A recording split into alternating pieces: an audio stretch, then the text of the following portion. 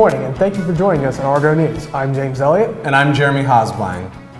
You know, eating healthy is important and can sometimes be a challenge when you're on the go. Reporter Chinesa Onyebueki is going to give you a solution.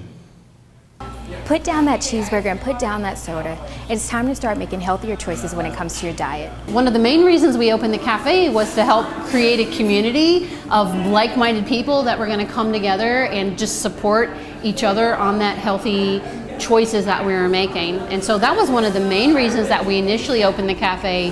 And that's been really what's happened is we've created this restaurant. We work with local farmers, so we're helping the local community. Everything here is 100% organic, and as much as possible we work with our local and our regional producers to get those products. And the benefits to getting fresh juices and raw foods, especially if you are eliminating the more heavy congesting foods for a couple of days, is you are giving your body an abundance of enzymes and phytonutrients and antioxidants, and you're also taking out the things that are causing a burden on our body. For me, the biggest benefit to sticking with the organic lifestyle is there's so many things in our modern world that we can't control. We can't control the amount of pollution. We can't even necessarily control the amount of stress in our life, but I can control the food that I put in my body. And so if I'm eating all organics, then I know at least that there's no added pesticides or no added chemicals, and organic food actually has more nutrient quality to it. So it's going to have more vitamins, more minerals, more phytonutrients. So we try to help people not only find food that tastes good, but understand why you should be eating this food in the first place. And then, hopefully we make healthy taste delicious too. Ultimately, I guess our goal is to not only make our community here healthier and more balanced, but to help make our whole planet, our whole universe more healthy, more balanced, more whole. No more excuses. Jumpstart your health and spice up your diet by stopping by Synergy Organic Juice Bar in Fort Walton Beach, Florida. I'm Chinesa Onyebueki, reporting for Argo News. Pensacola. Well, that looks like a great healthy option. I agree. Looks like I'll be stopping by the juice bar soon. Being America's first settlement, it goes without saying that Pensacola has some very rich history. UWF's Archaeology Institute houses some of the artifacts found in this area. Jeremy Shepard has more on the story. Pensacola has a very active archaeology community. They're intent on unlocking the secrets of our city's past. I'm director of the UWF Archaeology Institute at the entrance of campus, and I'm also director of the Division of Anthropology and Archaeology at UWF. We have a lot of exhibits on our land sites. We are left with just the pottery vessels, the ceramics that usually are broken, but the pieces don't go anywhere. And some of the metals like nails, metal tools, glassware, glass bottles, drinking glasses, things like that. Then the British came to Pensacola in 1763, and we have exhibit on the British remains that we find in downtown Pensacola. The era became American in 1821, and we have exhibits on particularly the water-powered mill industries of the American period in the region. It's a fascinating field. It's like solving mysteries every day, whether you're doing field work or in the lab, uncovering artifacts that are covered with dirt and making sense out of what they mean. All phases of work are just spectacular, and I can't imagine doing anything else. I also find it hard to believe that I can make a living having so much fun. So a lot of parents ask me, well, why should my child study anthropology or archaeology? And there really are jobs available. First of all, it's a passion that comes over us. So if you follow your passion, it's a good thing to do. But there are jobs in the field, so there'll be work to do in Pensacola for many decades to come. Pensacola really does have some rich history. If you find yourself wanting to learn more about our great city, drop by the archaeology building here at the UWF campus. I'm Jeremy Shepard reporting for Argo News. It seems Pensacola has rich history indeed. If you're interested in journalism as a career, then our next story is for you. Here's William Tennis to tell us more. We've all seen the student newspaper around campus, but how is it produced? The Voyager is the school newspaper. It is run by students, led by students, independent of anything that the administration has to say in terms of the editorial content. The purpose of the Voyager is to cover the UWF community and provide news of importance to all of the stakeholders, that's students and faculty and staff. Its primary focus is on students. So what it does is it covers those issues that are important to students and delivers the news to them. I worked on the college newspaper when I was at a university, and it was an invaluable experience for me, working with faculty members who had had experience in the field and could offer guidance and advice on how to become a better journalism. Since this is a real-life laboratory for students, and they make all of the editorial decisions and deciding what's going to be in the paper and what's not going to be in the paper and where it's going to be displayed, what it allows them to do is to experience what the journalism world is like after graduation. And they can better hone their skills and become better journalists once they graduate from here. The Voyager is currently printed in Panama City. We're in transition though. This is the first semester that the Voyager is not being printed every week. It's being printed every other week, and the reasoning is that we're transitioning into creating more of an online presence. That's where all of journalism is going, onto the internet. So what we're doing is we've cut back on the print edition. The print edition is laid out in the Voyager office on the campus, sent electronically to the printer no later than 5 p.m. on Monday. And the papers come back to the campus Wednesday morning, and then it's distributed at various locations on campus, various locations off campus, including some places downtown. What we're looking at is increasing that online presence, because that's where all of journalism is going. And it gives students the opportunity, print journalists, to learn the type of skills that are necessary to do well in today's journalistic world. And that is not only to print and write stories, but to capture and edit video and to capture and edit audio. So the Voyager not only provides the UWF community with a valuable service, it also gives students valuable experience as journalists. I'm William Tennis reporting for Argo News. Looks like I'll have to pick up a copy of the Voyager soon. Is your child in between the ages of 6 months old to 12 years old and wants to learn the basics of tumbling? Then Argo News reporter Haley Rivette has a story for you. If you're looking for a place for your little ones to practice the fundamentals of tumbling without the underlying pressures of a competition, then downtown Pensacola has the place for you. We teach tumbling classes and sports introductory classes and fitness classes. Our tumbling classes are more traditional. They focus on tumbling skills, and our fitness classes, they do things like burpees, push-ups, running in place, and also use the tumbling skills as well in that class to build that upper body strength. We also do mommy and me classes, and those we like to focus on the bonding with the parents. So we set up stations, and then the parent takes the child around to the different stations. So not only are they going to be learning those gross motor development skills, but they're also getting that time with their mom. So maybe if the mom has other kids, or it's a busy life for a mom, but to have that 35, 45 minutes that's one-on-one with you and your child can be very precious. For our older kids, we want them to develop confidence. We don't so much care if something is perfect, but we want them to feel good about it. So when they do a forward roll, we want them to feel like it's the best forward roll that they've ever done, or that it has ever been done in the world. So we try to do a lot of positive reinforcement and a positive encouragement. And we work on skills. We have a progression chart. So we start at the bottom with forward rolls and handstands and handstand forward rolls. We go by perfection before progression. So we do start to introduce things like bridges and back bends, but we try to do that safely, but not do that by themselves until they're ready for that skill. We have a lot of really great cheerleading gyms and cheer programs in Pensacola, but we don't have anything that targets younger children and mommy and me classes anymore since Gymboree closed. So seeing that market gap was an opportunity for us to do something, and I have little kids, and I wanted some place to take them that was air conditioned and that could be educational and to help them work on their physical fitness. So it seemed like a good fit. Kidnasium offers a fun and safe environment for children to perfect their tumbling skills. I'm Haley Rivette reporting for Argo News. Sometimes classes are rough and you need a break. Well, there's a place on campus you can go. Argo News reporter Gabrielle Saint-Amour has more on the story. Tired from classes? Need a place to stay?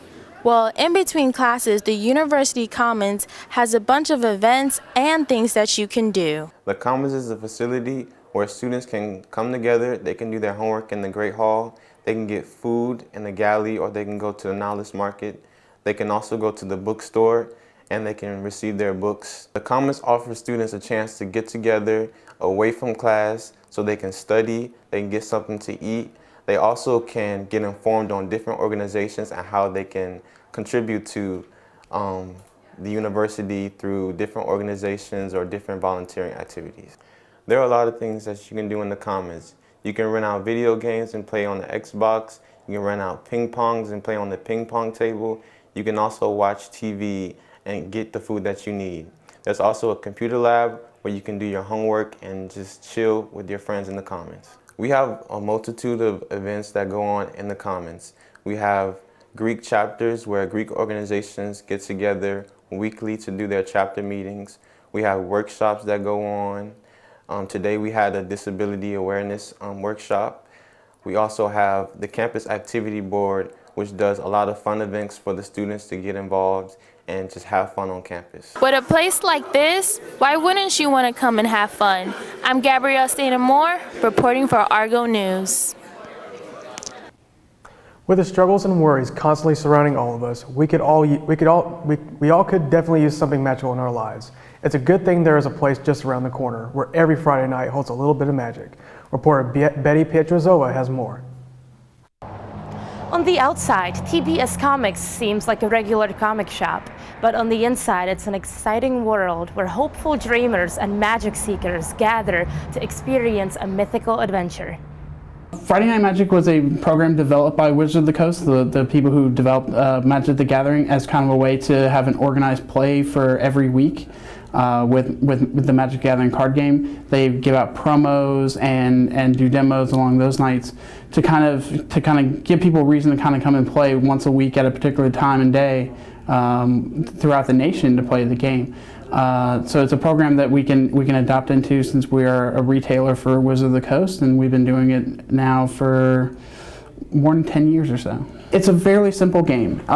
With a lot of other games, you have to buy all the pieces to make it work and assemble everything and then play in a setup designed specifically for that kind of game. Magic is a card game. I mean, it's simple. Shuffle things together, pass out to yourself, and as long as another friend has a deck as well, you can play all night. So it's one of those games you can play on a kitchen table. You can play on the third seat between you and somebody else on a bus seat, at lunch table, or at an organized play as ours.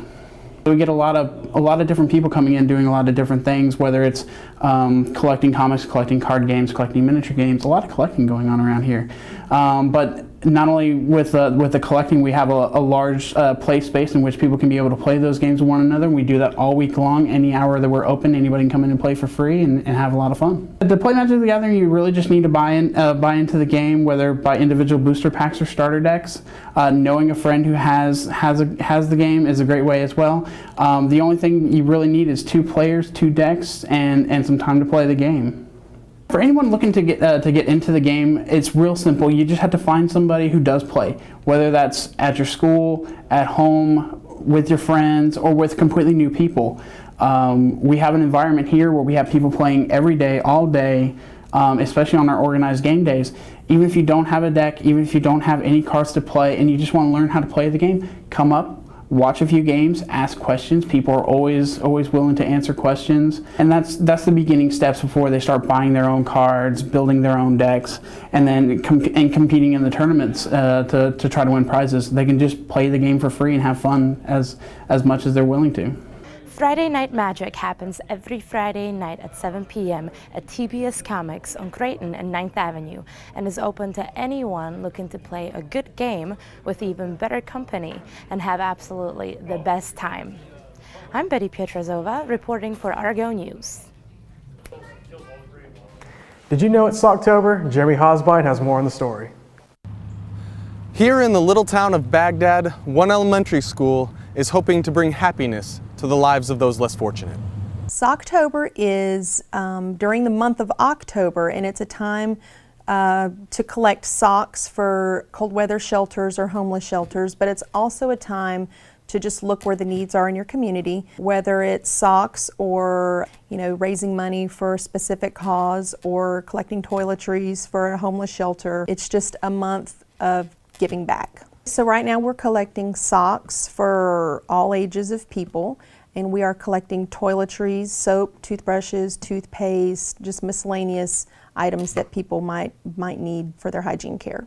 This year, the donations of the socks are going to go to the cold weather shelter that is hosted by Ferris Hill Baptist Church here in Milton, and the toiletries will be donated to the Second Chance Outreach. People can find more information on Socktober at kidpresident.com, and there's a link for Socktober on his website. If you're wanting to help us meet our goal of reaching 500 pairs of socks by the end of the month, you could drop them off here at school, or you could call the school at 983-5680 and let us know. We could come and pick them up. The response from my class has been overwhelming. We started on October 1st, and to date we have 212 pairs of socks that have been donated. 212, we're almost at the halfway mark. It's amazing. Last year we collected gently used coats to take to the same cold weather shelter, and the outpouring of donations was also great. They were just truly blessed to know that other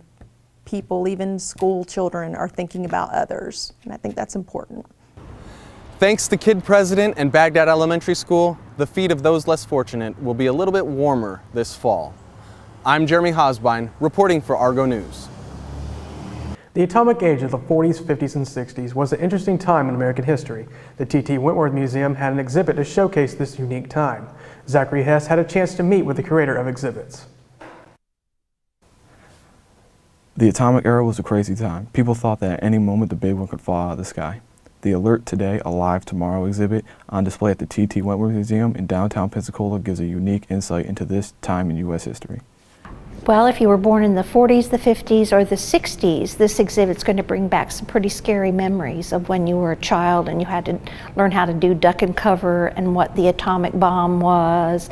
But if you are not from that era, it's interesting because you can imagine that we would be so naive about the power of an atomic bomb and how the atomic age changed the world from then on. So it's a very fascinating exhibit that way. There is a variety of items on display. There are civil defense posters, civil defense pamphlets, but the most fascinating thing are the atomic toys, which they made to help children not be as afraid of the subject. So we have toy Geiger counters, we have atomic train with an atomic bomb on it, we have an atomic ring that children got out of cereal boxes. So I think those are the items that are the most fascinating, that we were so naive during that time that we just really never realized the power of what we had done, what we had created. We brought it because we thought that there'd be a big interest in it. There are lots of people living in Pensacola that grew up in the 40s, 50s, and 60s, and we thought it would be a big draw, and it would be an opportunity for those individuals to bring their families to see the exhibit and to explain to them, well, this is what I was doing back when we were having all these air raid warnings and duck and cover warnings, and this is what Grandma and Grandpa or Mom and Dad had to go through. So that was why it stimulated a lot of memories. For more information about up-and-coming exhibits, you can go to historicpensacola.org. I'm Zachary Hess, reporting for Argo News. Are you in high school and have fallen behind in your classes? If so, the Florida 21st Century program has the answer for you. Tabitha Fields has more on the story. Through hard work and determination, the Florida Century 21st program is helping students achieve a higher education. The Florida 21st Century program is an after-school program. The benefits that the children receive from coming to the Florida 21st Century is that it helps them as well as the parents, because the program runs from 4:30 to 6:30, and this gives the parents an opportunity not to have the children at home during the critical hour that the children get in trouble. Also, it helps the children in that it provides tutoring for them, it provides enrichment activities for them, so it's a win-win situation for the children, for the parents, as well as for our school system, in that it extends the school hours during the day so that it can help the children get what they need in reference to the school, help them with the homework and help them with the other things that they need to do during the school hours. This is our 4th year working this program, doing this program, and we're in hopes that we are able to get some additional private donations, as well as maybe write for the grant again when our 5 years up, so that we can continue working with our children in the afternoon. Setting goals and beating the odds can make you top of your class. I'm Tabitha Fields reporting for Argo News. Big changes are on the horizon for UWF. Guy Canino has more about the biggest additions. As students enjoy their time with college football on TV, they might wonder, what's going on with the UWF football team? We know the clock that we're on, and we know the timetable that's been set. Obviously, every day that goes by, we feel like we've got to be one step further along in building our program. The pressure is really just making sure that every day we're doing what we need to do to build this program the right way. So there's a lot of work that's being done, a lot of evaluation of talent, and a lot of reaching out to the community so that UWF football will be known in 2016 when we start playing. I was very fortunate to hire 2 gentlemen who have been with me for the last 8 years. We started the program, like I said, at UNCP. They were with me in the beginning. They've done a great job. I've known them. They understand what we're looking for, the type of style of recruiting that we do, the type of team that we want to build. And when I look for other assistants, going to be able to hire 3 assistant coaches here in December, I want gentlemen who are familiar with what we do, want to coach things the way we coach them, and understand the directive and the mission and the goals of our program. This fall, we've been to numerous games, watched hundreds of players. We've evaluated them. We've got a great recruiting board going right now that I think will be very beneficial to us when we sign our first class in February of 2015. To be able to build a program where there wasn't anything before, whether you're starting a company, whether you're starting a football program, it's a great opportunity. So there's a lot of excitement that goes along with it, a lot of anticipation, but I just think, you don't really know how well you've done until you're a couple years, 2-3 years into the process. But every day right now, we're just excited to be here and excited for this opportunity to bring UWF football to the playing field in 2016. The UWF football team has already caused a lot of buzz among students, and the year of 2016 couldn't come any sooner. I am Guy Canino reporting for Argo News. Wow, I cannot wait for some football. Ever wonder what goes into making an advertisement? Jennifer Lundquist reports on a way that people can get a hands-on experience. We see advertisements everywhere, but what about the people who make them? Well, Club Ad focuses on just such people. Club Ad is UWF's chapter of the American Advertising Federation. It is for students who wish to pursue a career in advertising, marketing, graphic design, any career related to communications even, including public relations. Tonight we held a fundraiser here at TCBY in the Target Shopping Center, and through this fundraiser we'll make 10% off of the sales to go directly to our club and help us go to the student conference in Washington, D.C.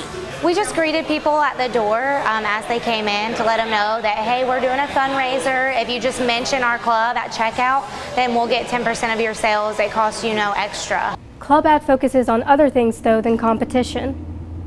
We benefit students by going on trips to career fairs, student conferences, also having guest speakers come in and enlighten us on things that we'll need to know about our futures in this industry. I think our biggest advantage was making sure that the club members are building camaraderie. A lot of us aren't familiar with each other yet, and it's nice to just sit and be able to chit chat and discuss events going on, club events as well as other things, and get to know each other a little bit better while we're raising funds.